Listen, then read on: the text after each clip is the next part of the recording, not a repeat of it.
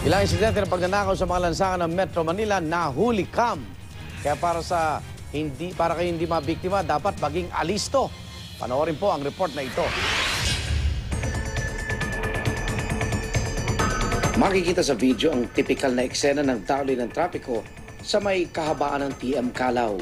Hanggang sa lumitaw ang lalaki ito na naglalakad sa pagitan ng mga nakahintong sasakyan. Dumaan sa gilid ng isang jeep ang lalaki at posibleng sinilip ang mga pasahero sa loob. Dilampasan na ng lalaki ang jeep pero biglang nagbago ang isip niya at bumalik. Huling-huli sa video kung paano sinubukan ng lalaking agawin ng cellphone ng pasahero mula sa bintana ng jeep. Pero ang biktima nanlaban at nakipag-agawan. Dahil bigo sa kanyang pakay, walang napala ang kawatan at umalis na lang. Tuwing Sabado ng umaga namamalengke sa bahay ng Pasig si Aling Blesilda. Pero isang araw, parang binuntutan siya ng malas.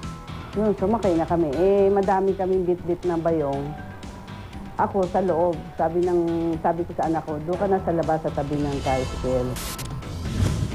Hindi pa sila nakalalayo sa palengke nang biglang may sumulpot na lalaki sa gilid ng tricycle at walang ano-ano'y hinaplot ang kanyang gold bracelet.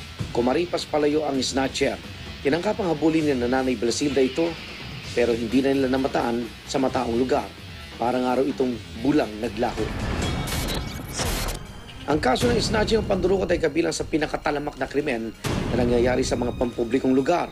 Kaya naman hinihikayat na kung sakaling maging biktima, huwag matakot na mag-report kaagad at ituloy ang pagsasampa ng kaso.